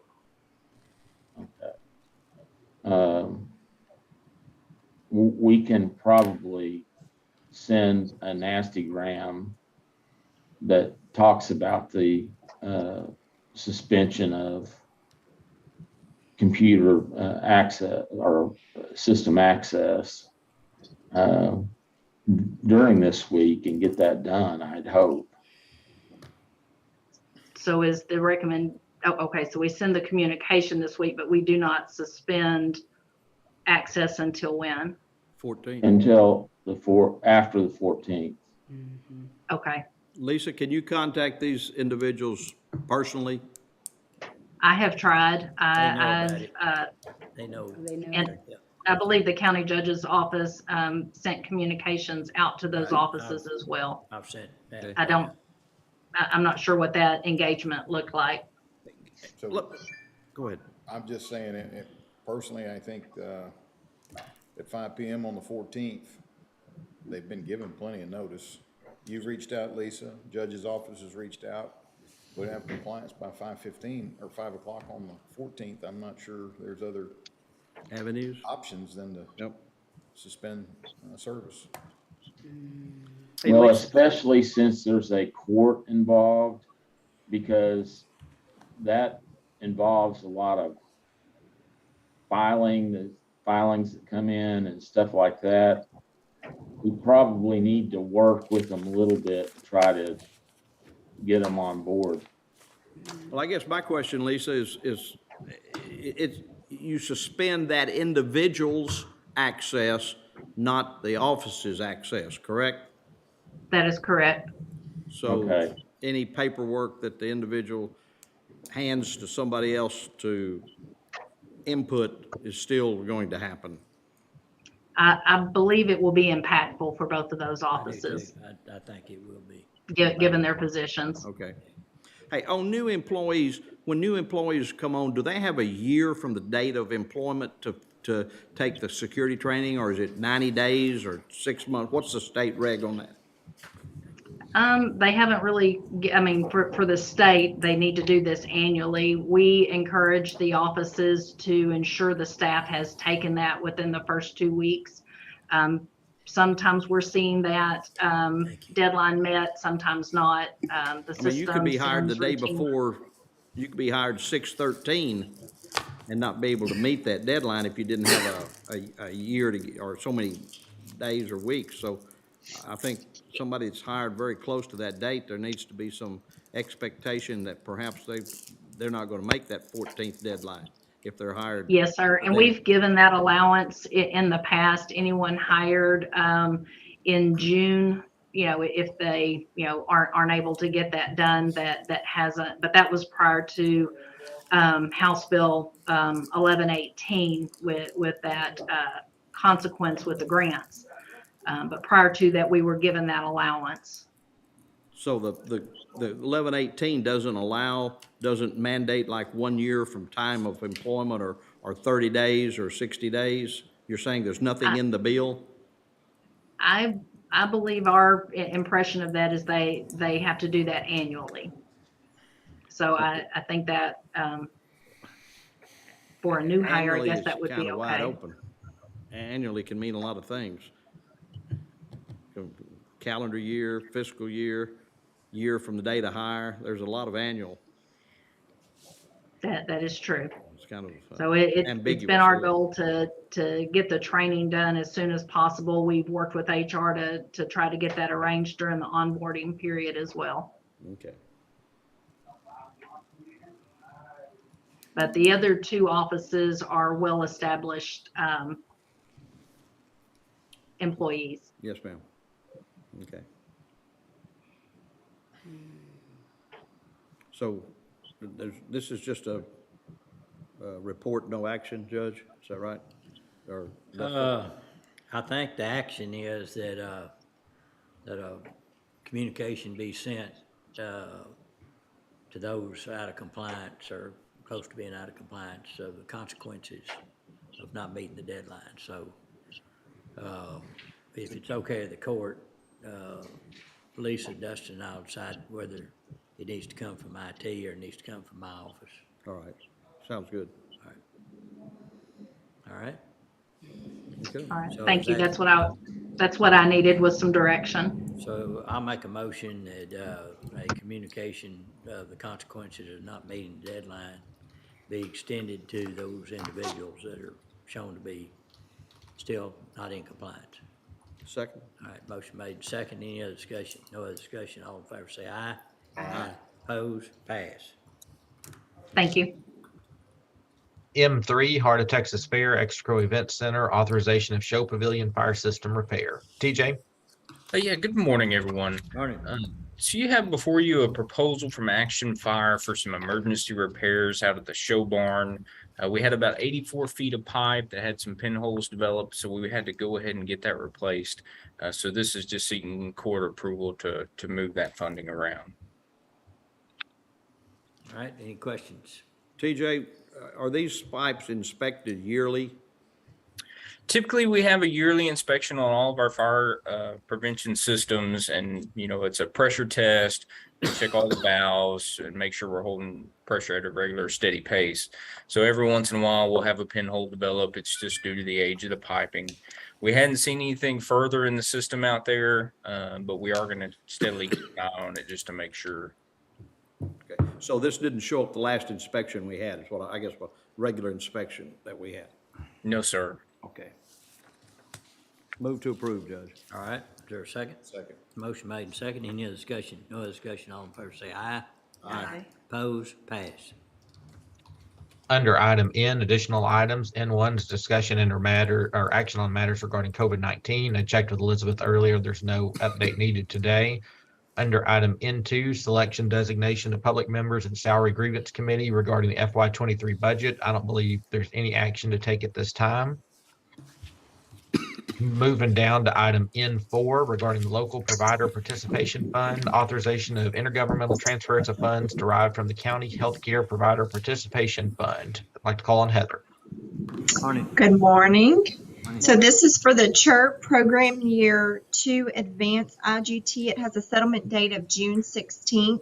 We do not have the exact IGT amount at this time, so we're requesting to IGT up to the balance in the LPPF of $707,853.70. Okay, any questions for Heather? Not. All right, have a motion, is there a second? Have a motion and a second. Any other discussion? No other discussion. All in favor say aye. Aye. Opposed? Pass. Thank you. Thank you. N5, authorization of refund requests for overpayment of real estate taxes under the Texas Property Tax Code. As we've done a few agendas past, the tax office has submitted a refund request for the overpayments of taxes, and those are listed in your packet. Okay, any questions? Motion to approve. Second. Have a motion second. Any other discussion? No other discussion. All in favor say aye. Aye. Opposed? Pass. N6 is authorization to submit requests for unclaimed capital credits. Texas Comptroller of Accounts under the Texas Property Code and Local Government Code. Comptroller has sent a letter to McLennan County stating that we could possibly have a portion of unclaimed capital credits from electrical cooperatives. And there's a requirement that we submit a form stating we wish to receive those, any available funds, which then have to be used in compliance with Local Government Code Section 381.004. And the deadline to request those funds is July 31st. Okay, any questions? Dustin, any idea how many millions of dollars we're talking about? No, so I'm sure it won't be very many. I'm just kidding. I'm sorry. You meant volts, didn't you? I did. I'm sorry. Yeah. Move to approve the request for unclaimed capital credits. All right, is there a second? Second? Motion made and second. Any other discussion? No other discussion. All in favor say aye. Aye. Opposed? Pass. And Judge, I believe Commissioner Miller would like to give a COVID update under item N1. Okay. Oh, okay. Just real briefly, since we saw it on the news over the weekend, they did some inquiries into why we were seeing an increase. And so I did get a report from Waco Family Medicine, if y'all got a few minutes. Yep. Okay. And it just says that for the week that ended June 3rd, we added 223 new COVID-19 positive cases, which was 80 cases more than when we added the previous week when we added 143. So we are seeing an uptick in our weekly cases. As of last Friday, we had 5 people in the hospital, but we do not have anyone on a ventilator or in our ICUs. We did not have any additional deaths. We're still at 863 people that have passed. The big question that everyone is asking is, where is this wave coming from? And according to Waco Family Medicine, this is a subvariant of Omicron. And for Commissioner Smith, who likes to be so detailed and scientific, that the specific name is BA.2.12.1, but we can just say it's a subvariant of Omicron. Thank you. That's for me and Commissioner Perry. It is more contagious than the one we experienced in January, but they are cautiously optimistic that we are not seeing the death and hospitalization rates that we did with the Delta variant. They are hopeful that it's going to level off soon, but they do want us all to be mindful of the behavior that we've been taught, and that is the social distancing, the masks, and the hygiene practices. Okay, thank you. Yes, sir. I'll add to that. I listened to a program on that this morning, and we're really not sure of the accuracy of the numbers from the standpoint there's so many home tests that take place now that we don't have any idea how those are reflected. Of course, Yeah. and they're not as accurate as the testing at the hospitals or anywhere else. So those numbers could be more, I guess is what I'm saying. Yeah, these are probably the low end, what Low the end. public health district is asking people to do. If you do test at home and you test positive, they're asking that you do contact the public health district. All you can do is ask people, but they're asking if you do test positive at home, that you contact them so they can add to the numbers. And if you go up on their website, COVID Waco, like you might see a daily number of total cases, say 69,934, because this is one of the ones that I experienced. Then I went back a week later, and that it was 69,991. So what they do is they try to go back in time and add if they get data in slow. So it's not that they're making up numbers, they are trying to capture those cases as they come in. But you're absolutely right, with the home tests, we're probably reporting on the low end, but on a good note, if they're not telling us, they're also not that sick. Because if they're the sick, they're gonna show up in the They're gonna hospital. show up in the hospital. True. Very true. Very true. We have a very low number in that, and that is encouraging. All right, thank you for the report. All right, Dustin. All right, nothing under item O, Americans with Disabilities Compliance Project. Under item P, the McLennan County Venue Project, including the Paul Tyson demolition. P2 is regarding the Area B demolition project, professional civil engineering services proposal with Walker Partners. And this is an invoice for their services through April 26. Back in December of 2021, we approved a proposal from Walker Partners totaling $24,000 to be invoiced monthly. This is their invoice through April 26, and it totals $4,100 for services, which includes part of the preparation of the final documents and the franchise utility coordination. Dustin, what's your opinion on when they'll get started on the actual demolition? Judge, we're going to be delayed a little bit by the asbestos remediation. I know Ken and TJ have been working on that piece, and the industry's just backed up on that. So we may be a couple months or longer waiting on that before we actually begin. I guess other work can begin, but Yeah, in terms of the. And my point is, in late summer and into the fall, there's lots of events out there that could use that parking space. And so the remediation is gonna be in the building, right? And not. It'll be in the building and in the press box as well. Okay. Well, okay, just keep pressing. Yes, sir. No way to fence that off and be able to use the rest of the parking, or is that, Judge, is that not possible, or? I don't know, maybe that's where we can get Irwin to make some suggestions on that. Yeah, and we'll work with Wes and Kevin Carr and Bennett at Irwin. I took a ride out there just this past weekend. Yeah. Very impressive what's happening out there. Yeah, really Very is. much. That new Paul Tyson field is beautiful. Oh, it is, it really is. Okay. Let's see, is there a motion to approve the invoice? So moved. Second. A motion second, any other discussion? No other discussion, all in favor say aye. Aye. Opposed, pass. Under item Q, McLennan County Radio Tower Project. Q1 is authorization of gate work estimate from Rawls Mechanical Services for Road and Bridge Precinct 4 Tower. Ken? We, just to update, we built a security fence around the tower there at Precinct 4. They had run the one side of the fence parallel to the pipe fence that already existed to keep people out of the Precinct 4 yard. What we're proposing doing here with this quote is basically providing a line back to the new fence that we built from the pipe fence, and we're going to make it gates, but it gives more area for people to pull off the road that are going to be working on the tower. And so we've visited with the Precinct 4 guys, and they have agreed that that's not a bad idea. It gives them access through, and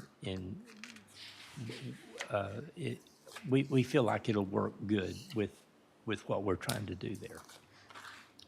Anyway, we're just wanting your approval to go ahead and do that. Okay. Motion to approve. Second. Have a motion second, any other discussion? No other discussion, all in favor say aye. Aye. Opposed, pass. Q2 is regarding the system purchase agreement with Motorola Solutions, authorization of certificate of milestone acceptance for equipment installation completion for site number 3. Site number 3, that is Road and Ridge Precinct 4, and we just need a motion to approve the certificate of milestone acceptance. Motion to approve. Second. Have a motion second, any other discussion? No other discussion, call for, all in favor say aye. Aye. Opposed, pass. All right, moving down to the supplemental agenda under item B. B1 is receipt of petition to create emergency services district and setting date, time, and place of hearing regarding creation of the emergency services district. And Judge, we have Mike and Elizabeth on as well, and I'll kind of give an overview of this, and then we will answer any questions y'all have. All right, thank you. So on Friday, we received a petition from Elmont Volunteer Fire Department Chief Casey Perry, and it was a petition to create an emergency services district. That petition required 100 signatures of property of registered voters who are property owners in that actual proposed district. ESDs are local political subdivisions that with voter approval may provide fire protection, emergency medical services, and other emergency services, and they are created by an election of the voters. So like I said, we received this on Friday. Per the statute, the county judge received it, and we filed it with the county clerk. The next step is then it's a requirement to have it on your next Commissioners Court agenda, which is today. The action today is to set the date for the public hearing. And so the way the process works is we'll set a public hearing, which has to be more than 21 days out to give the sheriff time to, it actually under the code, the sheriff is the one to deliver the posting, to post the notice and to publish it in the newspaper. David Eyes has checked on that. There is a 3-day lead time to prepare the ad because it will be such a large ad, including the map. But so after 21 days, we can hold a public hearing, and at that time, any interested person can come speak for or against the creation. And the Commissioners Court at that time can act on it if the court finds the district feasible and that it would help with the public health, safety, and welfare in that district. The court can approve it, set the boundaries of it, and then order an election. The election would then be to confirm that it was feasible and to confirm the boundaries and those things as well. So with that, Mike or Elizabeth, did I miss anything or anything y'all want to add? I don't have anything to add. No, I think you covered it. And so, and it would, I believe it's a 10-cent tax in that area is what the maximum allowed under law is. And so during this period, we can work with the appraisal district and with others to, determine what that tax base looks like to see if, as part of the court's determination of it, if it is feasible. If the court determines it is not feasible, the court can deny that petition.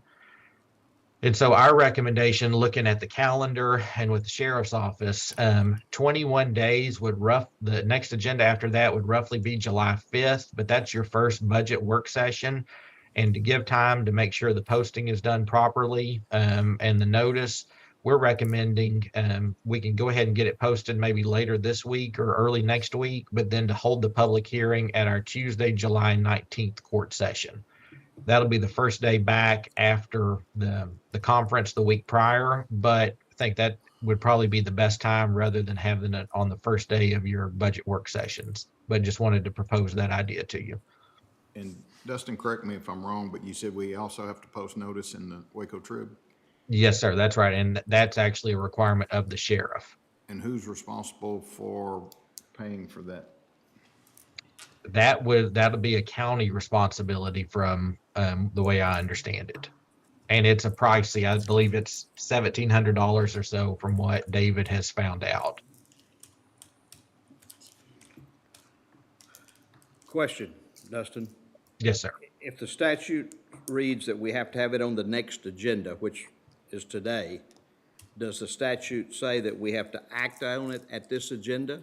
Or can it be postponed to another agenda, I believe. I'm thinking about Commissioner Jones not being here for input.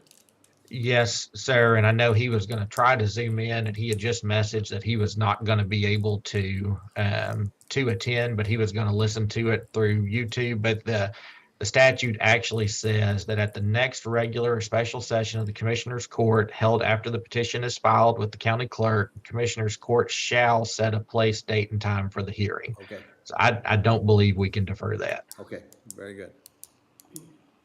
Also, it allows 10%, 10 cents tax, and that's a ceiling, right? So actually the tax, once it's established, the actual tax rate could be set something under that possibly. Is that true? Yes, sir. That's just the maximum, the way I understand it. Who serves on the Emergency Services District? Do they elect their own governing body, or how's that work? The Commissioners Court will actually select an Emergency Services District Board of Commissioners. And so there's 5 commissioners on that board, and they serve a staggered 2-year terms, and they must be a qualified voter within the area of that district And they would be and the own ones- land as well. Sorry. Oh, I'm sorry. They would be the ones in the set the rate up to the 10% per $100 value. Yes, sir. Okay. Now, Dustin, today's process is 10%. just putting the public hearing into motion. Yes, ma'am. That's right. Today we will set the date, time, and location of that public hearing. And anyone who want to speak against or for the petition, they'd be at that public hearing. Yes, ma'am. That's correct. I hate Commissioner Jones is not here, but I do see according to their paperwork, it says that they need 100 or more qualified voters who own taxable real property. And the paperwork that they submitted, they have over 100 signatures. 130. And Jared has reviewed that from a voter registration, and it is above 100. I believe not all are registered voters, but above 100 is. So that box is checked. Then we're working with the appraisal district to confirm that they are property owners in the district as well, because that is a requirement. Okay. All right. Okay. Any other questions for Dustin? If not, what's the pleasure of the court? I would move to receive the petition to create the Emergency Services District and have the court set a date, time, and place of the hearing regarding that creation of the Emergency Services District. Okay. Is there a second? Second. Have a motion and a second. Any other discussion? No other discussion, call for a vote. Commissioner Smith, Aye. Commissioner Miller, Aye. Judge Felton, Aye. Commissioner Perry. Aye. Pass. I think we're gonna have to actually vote on the date, time, and place also. I mean, as a second part of this. Because what we just voted on, we didn't have a choice. Right. We have to vote on that. It has to be a, So Yeah, so now Dustin, we give gotta us the set date, one. time, and what do you, I think the recommendation would be, and David Ives has messaged me, it's $1,700 a day to run that posting. I believe it has to run once for 2 weeks, once each week for 2 weeks. The recommendation from us would be to have it in the Commissioner's courtroom at 9 a.m. on Tuesday, July 19th. so moved. Second? Have a motion and a second. Any other discussion? No other discussion. All in favor say aye. Aye. Opposed? Pass. And that publication only has to be run once each week. It doesn't have to be run every day of the week, just one time each week. And you're saying that county bears the cost? Are we sure on that, or is that something you can look at? We can look at that, because in the petition, I did notice that the signers or circulators of the petition said something about bearing costs. So we'll look at that. I think that cost there was alluding to filing the petition and as opposed to advertising it. But yeah, if you can look at that and see who's actually responsible for that, I appreciate it. All right. All right, and Judge, we have a few action items left. I know we'll need to jump into executive session, so I don't know if we can move on to the Brinkley Sergeant Wigington agreement. Didn't know if you needed to court wanted to take a break or anything. Yeah, let's take it is currently 9:54. Let's come back here at 11 a.m. 10:54. 10:54. What did I say?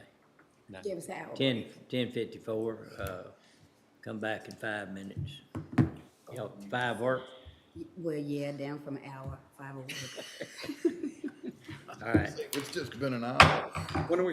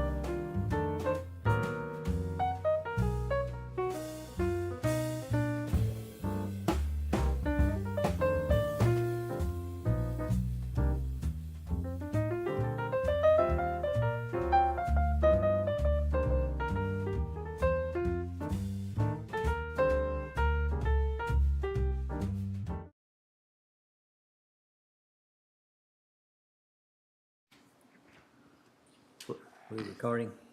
Yes, sir. All right, let's call court back into session. All right, Dustin? All right, if we could go back to item H1, authorization of standard form of agreement with Brinkley Sargent Wigington Architects regarding the McLennan County Downtown Jail remodel for courtrooms and office space.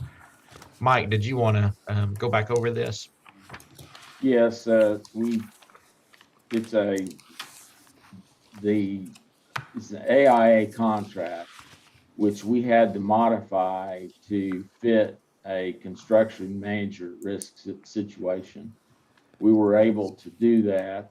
And there's a lot of other modifications to their format and things that they had in there. For example, the overage time at which they would start charging additional construction administration fees was set at 20 months, and we changed it to 26, and we reduced the dollar amount by about half.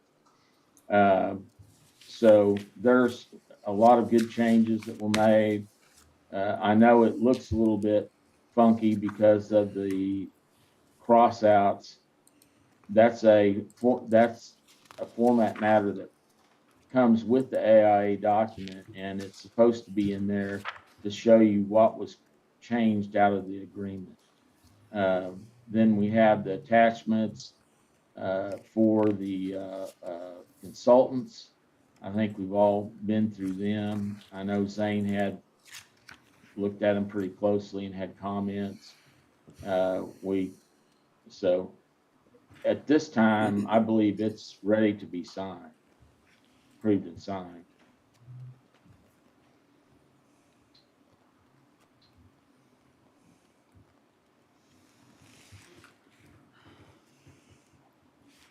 Any questions?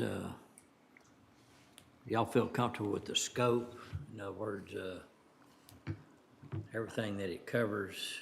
I can see sometimes where we think of something after we get started and we have to kind of expand what we're looking at, both in area and type of service.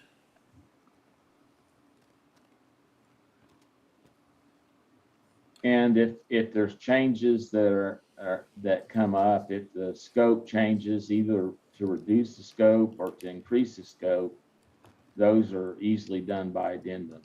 Okay. Well, I think part of the difficulty in writing this one was the fact that this person was going to coordinate with a CMR too. Isn't that correct, Mike? And so that created some additional work on y'all's part. I appreciate the fact that y'all went back and cleaned it up a lot, and made it a lot easier to read. And I do appreciate the work that went into that. What's the amount? It's not listed here. What are they asking for on this agreement? It's 7% of the estimated construction costs. Dustin, do you have that? Yeah, I believe the basic architectural engineering services fee is right at 2.8 million. It has an initial construction budget set at 39.1 million for contractual purposes, and then that's 7% of that construction budget. Which is a very good rate. You know, I think we had 8% on the venue. Yeah, but it's based off of this 39 million, which is, every time we talk about it, that piece goes up, and it's based off that fee. Is that, so how do we comfortable that this is a project that's gonna cost 39 million? Well, what if it costs 20 million? Are they still gonna get 2.8? I mean, is it? It's a percentage, isn't it? It's a percentage. Is it a flat percentage, or is there a guaranteed rate, amount? No, the amount's fixed. So, Dustin, I don't recall anything that changed the amount based on. Now, if we reduced the scope, then we would negotiate a reduction of the fee. Okay, that would happen. But as far as it going up because the cost is more. Unless the scope has been increased, so we've had to increase their fee. I don't believe there's anything that would make it. Let's see, here it is. The budget may be adjusted anytime by the owner authorization. Basic services fee will be adjusted based on final, I can't read that, and design development estimate. Following, the architect shall receive no adjustment following the design development fixed fee. So Say it again, no adjustment what?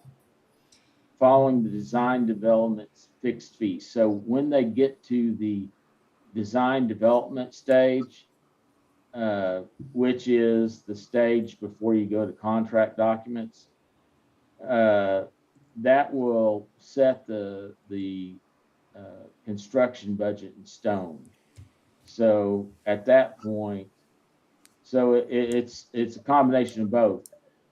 This is the fee based on the estimate right now. If the fee is higher if the budget is higher at the end of the design development phase, the estimated budget, that fee will be increased to that, but at that point it's fixed. Okay. And if it So went down, let me make it a little simpler. Right now, this is not a fixed fee. It will be fixed after the design development phase, whatever the estimated fee, estimated cost is at that phase. But with the CMAR involved, that actually could go down. We're looking at a budget that doesn't have any of the benefits of a CMAR being involved in it right now. Looking at for alternative systems and materials, constructability, stuff like that they do that will actually should decrease the budget. Unfortunately, in the time we're in, the costs are escalating and our lead times are getting significantly more. And that's another reason the CMAR is good. Is one thing that they will do is come in and start recommending, okay, we know you're going to need this. Start ordering it right now. Don't wait until you get to that part of the project. Start ordering it now so we can take out some of those lead times.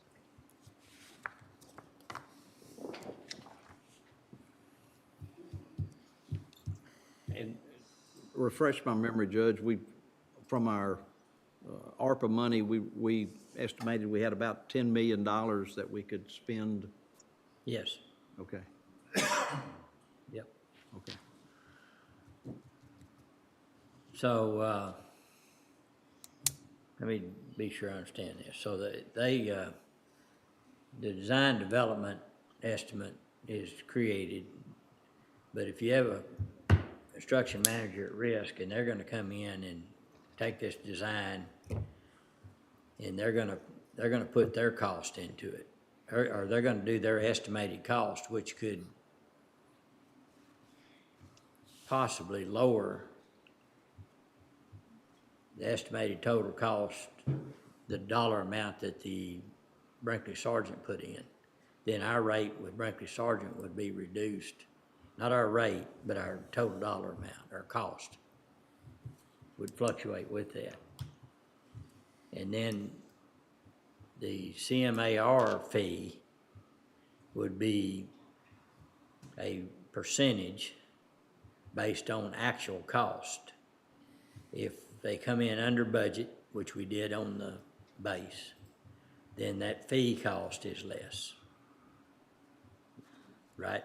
Yeah, on their fee, the CMAR fee is generally in the 4% range, somewhere around in It's there. competitive. when they have to compete against each other, that in fact, on the venue project, I think Irwin bid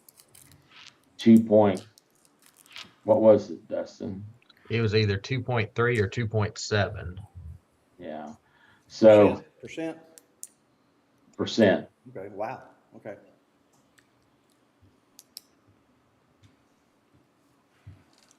Okay. So, But it will be a fixed fee after the design development phase. That once we reach that point, that estimate, their 7% applied to that will be fixed. No matter if they run into construction increases and stuff like that later. But again, that's after value engineering, correct? yeah.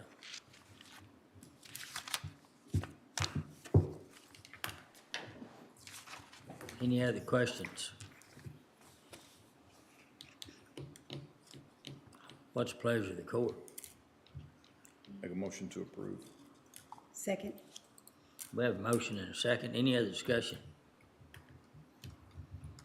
No other discussion. Call for a vote. Commissioner Smith, Aye. Commissioner Miller, Aye. Judge Felton, Aye. Commissioner Perry. Aye. Pass. All right. All right, Judge, we still have the two HR items under the consent agenda. I know Commissioner Miller would like to talk about the E1F, the recording of that proclamation. Commissioner, do you want to do that now? Yes, sir. Thank you, Dustin. And I apologize. I knew we were going to record it. I don't know why I didn't pull it at the beginning, but I just wanted to ask you all to just kind of take the time to look over. We've already approved it. We're just recording it. This is the proclamation that we gave to Mr. Ira Lee Walton. Posthumously, we gave it to him, but on Memorial Day. And I was really proud to do it. Again, like I said, he's one of the few that McLennan County has had the privilege to know, a veteran of 3 wars. And he made Waco his home. He's a graduate of A.J. Moore High School. So he's a native here. He wasn't born here, but he adopted us. And he was here most of his life, but he was a veteran of World War II, the Korean War, and the Vietnam War. And I want to thank the court for allowing me to present his family with the proclamation on Memorial Day. Quite welcome. Thank you. It's our honor. We've already approved it through the consent agenda, but Yes, sir. I just wanted to make note of it since we're finally recording it. thank you for doing that. All right. Judge, I think it would be all right to go on into executive session now under 551.074 and recommend that Mike and Anna stay in. All right, we'll go under executive session under 551.074. Yes, sir. All right.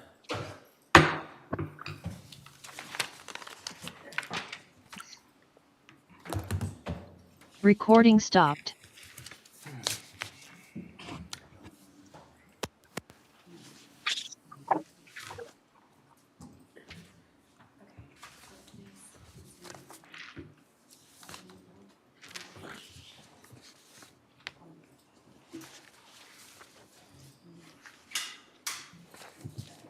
Bye, Reagan. Judge, is the other proclamation up there? Did I just leave that to you?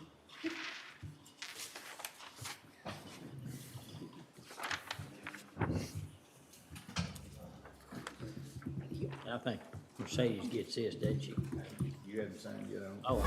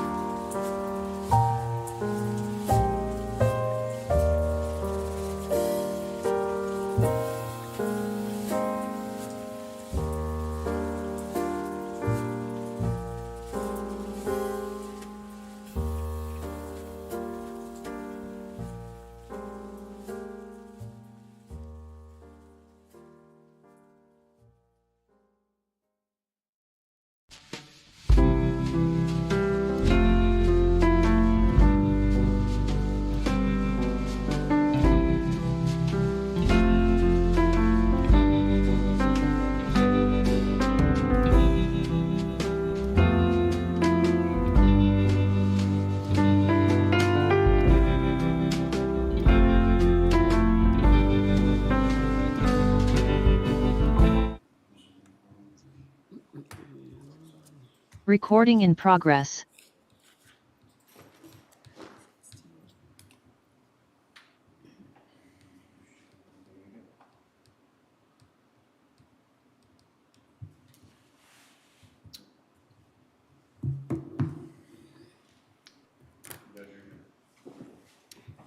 Okay. All right, let's call court back into session, it's 11:50. All right, going to, under consent agenda, the two pulls, one is E3A, HR matters for IT director in position. I guess be appropriate for a motion to defer. So move.